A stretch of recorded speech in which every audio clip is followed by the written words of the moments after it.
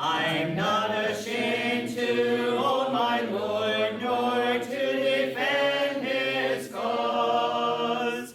Maintain the honors of his word, the glory of his cross. So we are dealing with another section in the content of Zechariah. We've dealt with the style that he wrote in, which is an apocalyptic style, meaning it's a lot of symbolic language. We've talked about his 8 visions that he saw and how those visions did resemble, in a way, the visions we see in the book of Revelation. It's not that the visions are the same visions, but the type of language used is the same types of language. And so now we are dealing with what are known as the 2 burdens of Zechariah. And when we read of a burden, what do we usually think of when we think of burden? Something that's hard to do, something that's hard to bear, something like that. And so when we read of a burden, we might say, well, what is being talked about here? And really, a burden is just an oracle of God, a message from God. We'll get Zechariah chapter 9. Naomi, you want to get Zechariah chapter 9, verse 1, and then we'll come back to Kala and get Zechariah chapter 12, verse 1. The oracle of the word of the Lord is against the land of Hadrach, and Damascus is its resting place. For the Lord has an eye on mankind and on all the tribes of Israel. Okay, and then Zechariah chapter 12, verse 1. The burden of the word of the Lord concerning Israel. Thus declares the Lord who stretches out the heavens, lays the foundation of the earth, and forms the spirit of man within him. All right, so we got both of those words used. Naomi's version is the English Standard Version. She had the oracle of the Lord. And Kala's version is which version? Pardon me? New American Standard has the burden of the Lord. Same types of things. We're not talking about 2 different things. Those words are just how the translation translated it. It does mean oracle. And so the first burden, or the first oracle, includes prophecies against the surrounding nations and such as Syria. So, Gord, I want you to go back to Zechariah chapter 9, read verse 1, but then get verse 2 as well. Okay.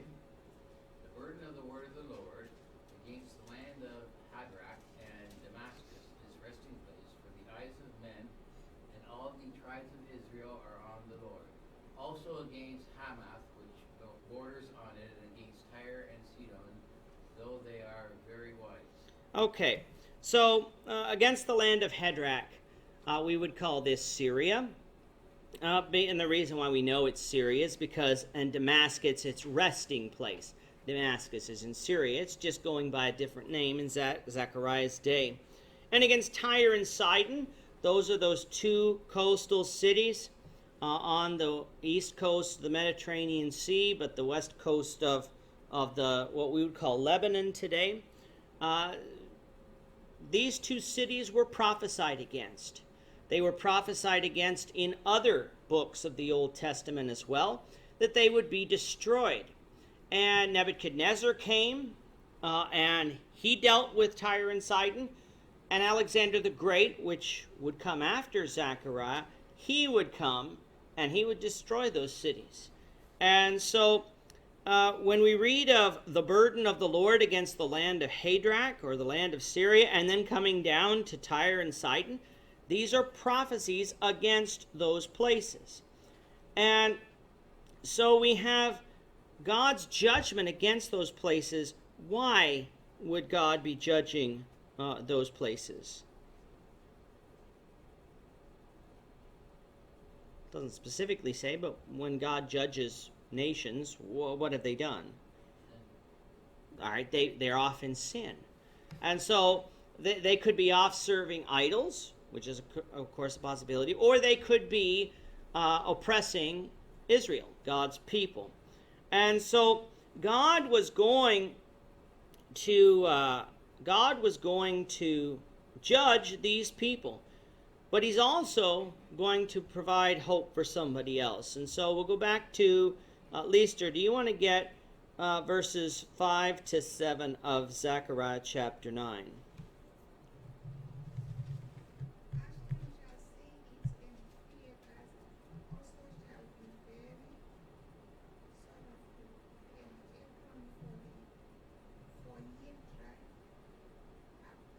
Are you in Zechariah chapter 9?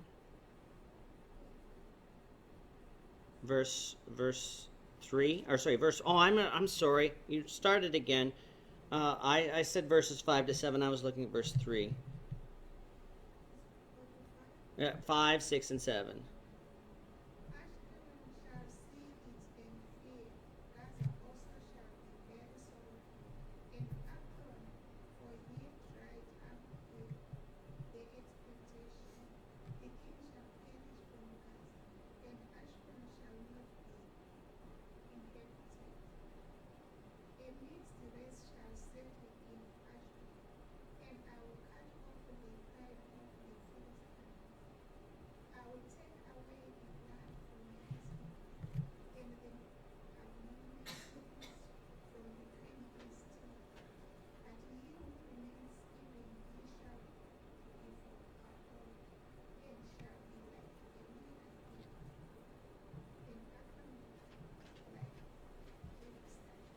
All right, so again we find other nations. So the prophecy against the surrounding nations. Judah, remember, is this small little country. It's not even as big as it used to be. It's Jerusalem and surrounding Jerusalem, but not that far. Doesn't even go down to Beersheba at this point. And so we have all of these other nations around. We have Ashkelon, that's in Philistia, Gaza as well, and Ekron. Those are cities of the Philistines. Mixed race shall settle in Ashdod. I'll cut off the pride of the Philistines. I will take away the blood from his mouth and the abominations from between his teeth. And so God is promising judgment, but he's also promising protection. So we're going to get verses 11 to 17 of Zechariah chapter 9. We'll give Annette 11 and 12, Jonathan 13 and 14, and Henry 15 through 17 of Zechariah chapter 9. 11 and 12 for you, yes. 13 and 14 for Jonathan, and 15 through 17 for Henry. As for you also, because of the blood of your covenant, I will set your prisoners free from the water's less pit. Return to the stronghold. You prisoners of foe, even today I declare that I will restore double to you. For I have bent Judah as my bow, I will make Zephyr as arrows, I will stir up your sons, O Zion, against your sons, O Greece, and weld you like a warrior's sword. Henry, verses 15 to 17. 15? Yeah. 14? Jonathan, you get 14 too. Oh, okay. Then the Lord will appear over them, and his arrow will go forth like lightning. The Lord God will sound the trumpet and will march forth in the whirlwinds of the sun. Lord of hosts will defend thee. You shall devour and subdue with celestials. You shall drink and draw as if with wine. And they shall be filled with blood like basins, like the corners of the earth. The Lord their God will save them in judgment at the flood of his people. For they shall be like the jewels of the crown, lifted like a banner over his head. For how great is his goodness, and how great his beauty! Grace shall make the young man strong, and new wine the young woman. So here we have All right, we have the judgments coming for the nations round about Judah, but protection from Judah, along with strength and freedom, as well as restoration of the remnant. Remember, they had just come back from Babylonian captivity.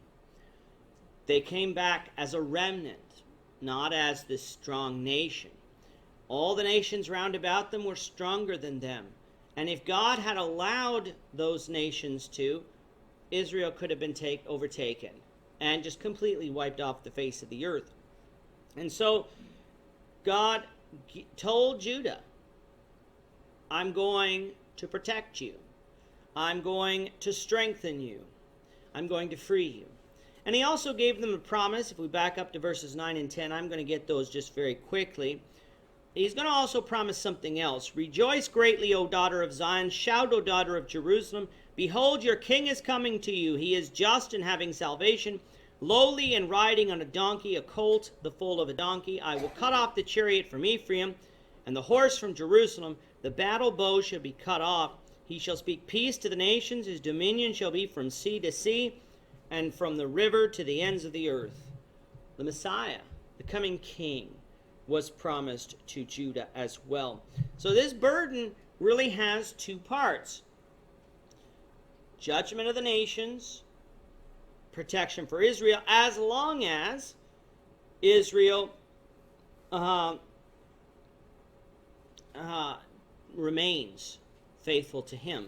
Chapter 11 we're not going to get, but chapter 11 verses 1 through 17 does talk about not only God punishing nations, but God would punish Israel again if they went off into idolatry and went off into sin as a nation.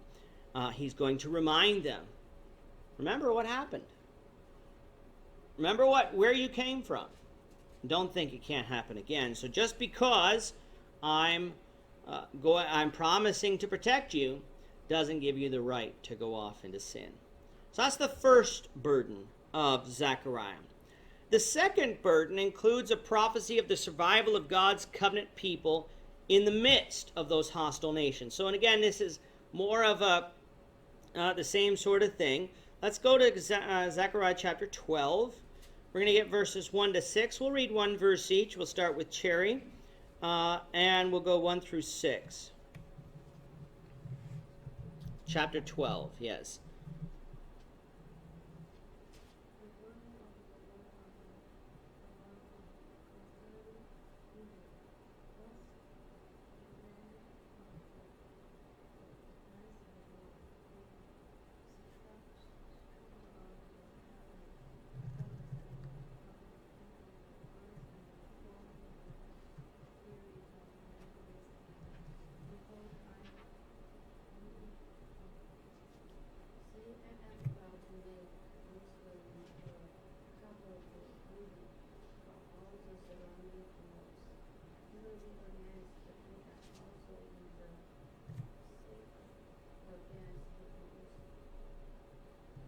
On that day, when all the nations of the earth are gathered against her, I will make Jerusalem an immovable rock for all the nations. All who try to move it will injure themselves. In that day, say the Lord, I will strike every horse with confusion, and its rider with madness. I will open my eyes on the house of Judah, and will strike every horse of the people with blindness. Come up to Naomi. Then the clans of Judah shall say to themselves, the inhabitants of Jerusalem have strength through the Lord of hosts, their God. In that day I will make the clans of Judah like a fire pot, among pieces of wood and a flaming torch among sheaves. So they will consume on the right hand and on the left all the surrounding peoples, while the inhabitants of Jerusalem again dwell on their own sides in Jerusalem. You gotta watch those clowns in Judah. Anyway, no, she said clowns. and then corrected it. But you both had clans of governors. It wouldn't have been like that. No, you didn't say clowns. So here we have a prophecy of the survival for God's covenant people among the nations. And it is important that Judah has this comfort. Again, because they had just come back. Verses 7 to 14, we're not going to read again, but this is going to be a prophecy about the restoration of the house of David. Does anyone remember who came back from the house of David? Who was one of the first to come back? Zerubbabel and Shealtiel. And we would read of those names in Jesus's genealogies. And so they were the house of David. Did Zerubbabel ever become king? He was a governor, but he wasn't a king. And in fact, it had been prophesied that no king would sit on David's throne again. It was a curse upon that family because of the sin that they had been in, and that was true. No one ever sat on the physical throne of David again. However, God was prophesying here that there would be a restoration of the throne of David. So, what's the prophecy about? Jesus and him reigning on spiritual throne. People are looking today for a physical Jesus sitting on the physical throne of David. Jeremiah prophesied that would never happen. And so either Jeremiah is wrong, or those who are teaching Jesus Christ coming to set up an earthly kingdom are wrong. And I'm going to take Jeremiah as correct, because he was inspired of God. And so God's going to restore, though, the royal house of David through Jesus, at which time the forgiveness of sins would be made available to all. Let's go to chapter 13. I'm going to read verses 1 to 6 because I don't want our time to get away from us. Chapter 13, verses 1 through 6.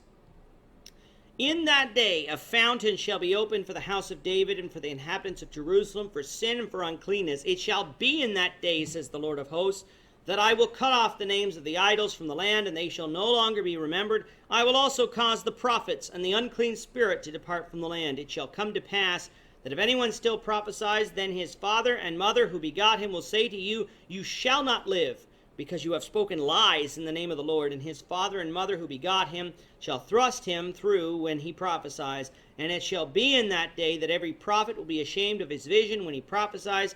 They will not wear a robe of coarse hair to deceive. But he will say, I am no prophet, I am a farmer, for a man taught me to keep cattle from my youth. And one will say to him, what are these wounds between your arms? Then he will answer, those with which I was wounded in the house of my friends. There is a prophecy here about a time when the fountain will be opened to the house of David. Again, prophesying of a Messiah. And for the inhabitants, for sin and uncleanness, the forgiveness of sins. But it also prophesies some things that are important for us to remember. That it shall be in that day that God will cut off the names of the idols. In other words, that people will know that idolatry is wrong. It doesn't mean idolatry will cease to exist, but people will have the truth set out before them. It will no longer be a mystery. Christ will be taught, and those who follow idols will have no excuse for following idols, because Christ would have been taught. He will also cause the prophets and the unclean spirits to depart from the land. There's going to be no more prophets after Christ comes again and the gospel is revealed. But there's also going to be no more unclean spirits, demons either. People who believe in demon possession today don't recognize that that's what this verse is talking about. That when Christ came, he was casting out demons, and he said, I must first bind the strong man, and then I can spoil his house. Controlling the power of the devil to possess and have his demons possess humans was what Jesus came to stop. Not only to die on the cross, but to bind the power of Satan. And when he bound Satan, he could spoil his house. He can redeem people back to Christ, back to God. And so we don't have any new prophets today. Hebrews 1 says God speaks through Jesus. We don't have demons today. Zechariah prophesied that. And so this was the second burden. The second burden also declares that there would be perilous times ahead for the people of God. In chapter 14, verses 1 and 2, behold, the day of the Lord is coming, and your spoil will be divided in your midst. For I will gather all nations to battle against Jerusalem. The city shall be taken, the houses rifled, and the women ravished. Half of the city shall go into captivity, but the remnant of the people shall not be cut off from that city. So there would be perilous times ahead for the people of God. But they would continue to have their divine protection from their enemies, while worship of their king would be the one universal religion to which mankind must give heed to. And so the first burden really is Zechariah chapter 9 through 11, and the second burden is Zechariah chapter 12 through 14. And so again, dealing with judgment. They both deal with judgment, but they prophesy of the future. God's protection for his people, not only his physical people, but his spiritual people as well. Any comments before we move into the last section? Oh, I didn't turn this on. Well, if there are no comments, we will deal with quickly what we already dealt with. So in other words, that's why we're going to go through this quickly. It's important, but we already read many of these verses. Zechariah, perhaps more vividly and more precisely, deals with messianic prophecy more than any other book in the Old Testament in the section of the minor prophets. He gives a clear picture of the coming Messiah or Christ who would reign as king over his people.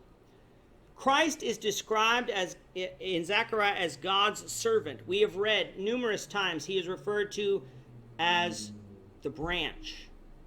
That we've read that numerous times.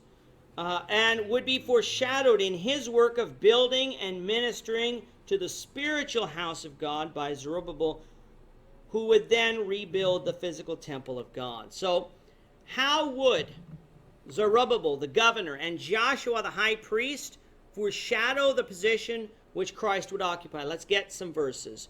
We'll come to Gord, Zechariah chapter 3, verses 8 through 10, and then Leister, Zechariah chapter 6, verses 12 through 13. Hear, O Joshua the high priest, you and your companions who sit before you, for they are a wondrous sign. For behold, I am bringing forth my servant, the branch. For behold, the stone that I have laid before Joshua, upon the stone are 7 eyes. Behold, I will engrave its inscription, says the Lord of hosts, and I will remove the iniquity of that man in that day. In that day, says the Lord of hosts, everyone will invite his neighbor under his vine and under his fig tree. Okay, so we have here Joshua, the high priest. So we have to, who's the high priest? What is his function in under physical, the Old Testament law? What was the high priest's function? He goes into the most holy section of the temple to do what? Okay, that once a year sacrifice. There were sin sacrifices that were dealt with in other sacrifices throughout the year. But that one sacrifice that was offered once a year over the mercy seat on the Ark of the Covenant, that was offered by the high priest alone. So it was the blood of bulls and goats. So that's what Joshua the high priest did. However, I am bringing forth my servant the branch. Of course, that's Christ. That is going to come forth. And what's he going to do? He's not going to be a high priest to offer the blood of bulls and goats. He's the high priest. He's going to offer his own blood. The book of Hebrews tells us that he's going to offer his own blood in heaven, where the actual mercy seat of God is. Because remember, the tabernacle was a physical representation of what is in heaven. That's what Moses was, when he was on Mount Sinai, God was showing him what was in heaven. He says, you're going to pattern the tabernacle after this. And so Jesus offered his blood once for all. So Joshua is the high priest. He's foreshadowing that. Let's go to Zechariah chapter 6 and get verses 12 and 13.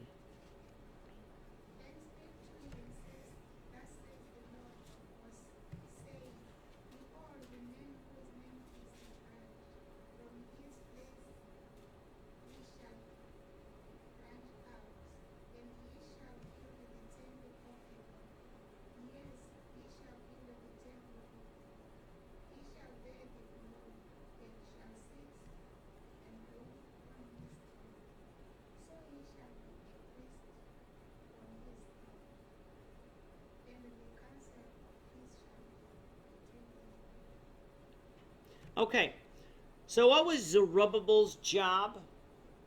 What was Zerubbabel being told by Zechariah and even Haggai to do? To rebuild the temple.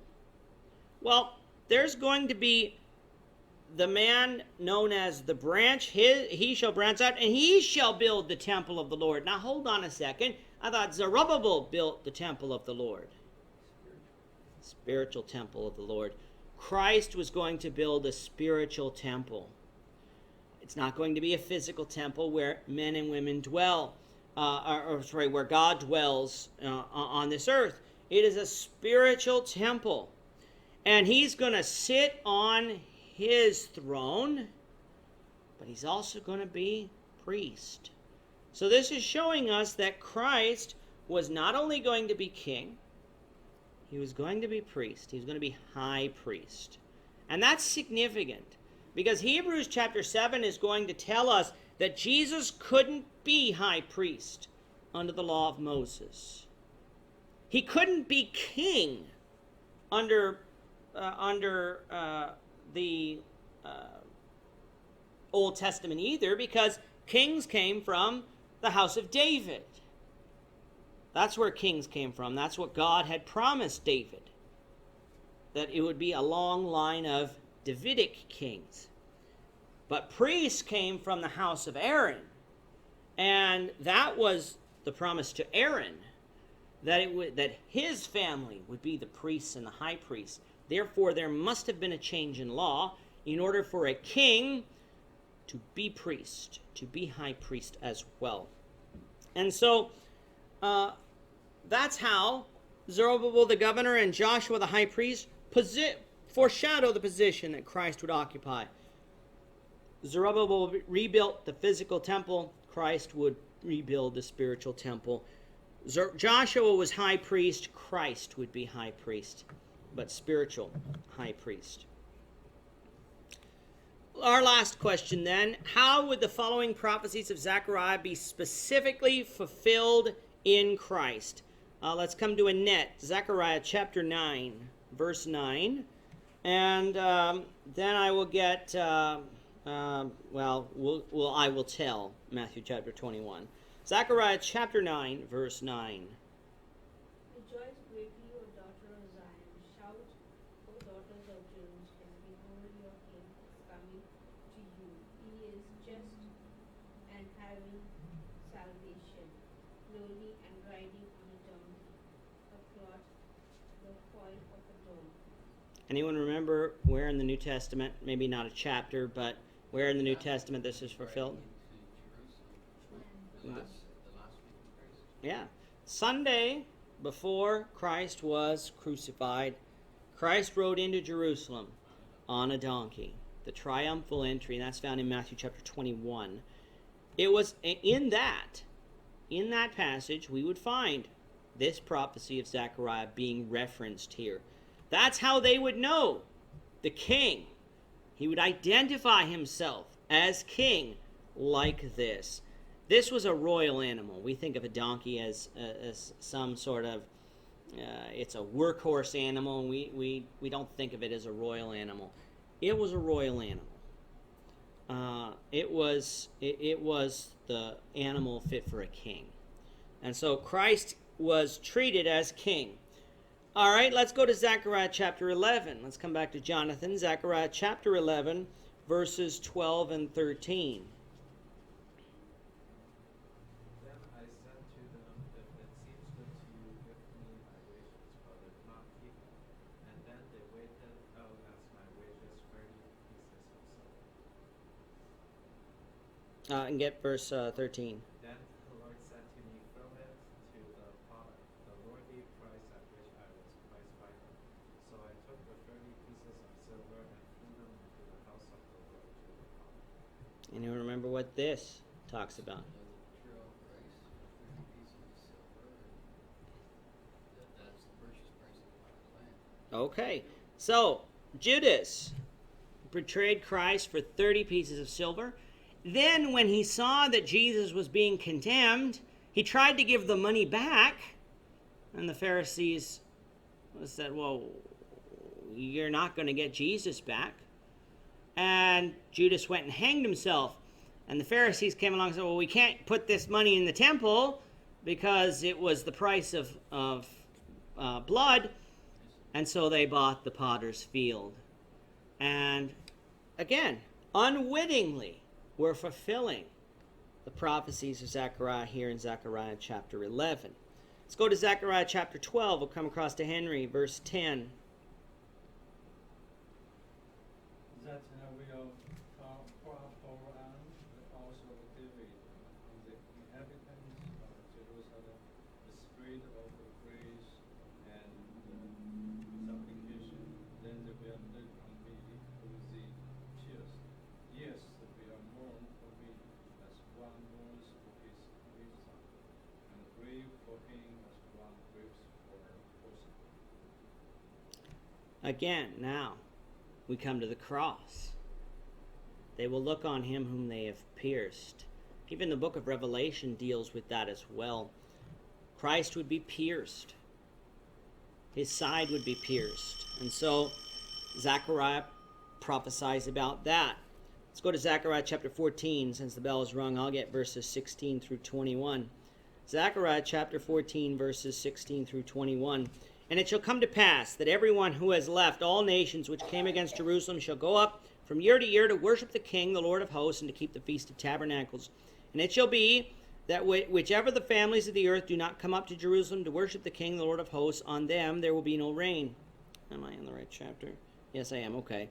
If the family of Egypt will not come up and enter in, they shall have no rain. They shall receive the plague of which the Lord strikes the nations which do not come up to keep the Feast of Tabernacles. This shall be the punishment of Egypt and the punishment of all nations that do not come up to keep the Feast of Tabernacles. In the day, holiness to the Lord shall be engraved on the bells of the horses. The pots in the Lord's house shall be like the bowls of the altar. Yes, every pot in Jerusalem and Judah shall be holiness to the Lord of hosts. Everyone who sacrifices shall come and take them and cook in them. In that day there shall be no longer a Canaanite in the house of the Lord of hosts. And so what we have here is Christ is going to be enthroned as the everlasting King, and we all must come and submit and offer worship.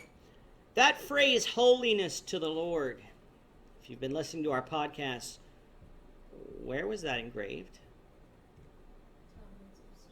Not on the tablets of stone. On the crown of the high priest. Holiness to the Lord. And it was to remind the high priest of his position. And now it's engraved where? On the bells of the horses, as far as Christ is going to be that high priest. Everyone must come to worship Christ and must offer worship to him. This, of course, has a spiritual aspect to that. And so Christ is going to be the everlasting King, who we must submit to and offer worship to. So our outline of Zechariah is, we have the call to repentance in the first chapter, verses 1 to 6. We have the 8 visions that go all the way through chapter 1 through chapter 6. The crowning of Joshua in chapter 6. The questions concerning fasting. We really didn't deal with that, but you can read about that on your own time. And the 2 burdens that go along, and as well as the messianic prophecies. Zechariah is the longest book of the minor prophets, but he is a very important prophet if we are to understand who Christ is. I'm not ashamed to own my Lord, nor to defend his cause. Maintain the honors of his word, the glory of his cross.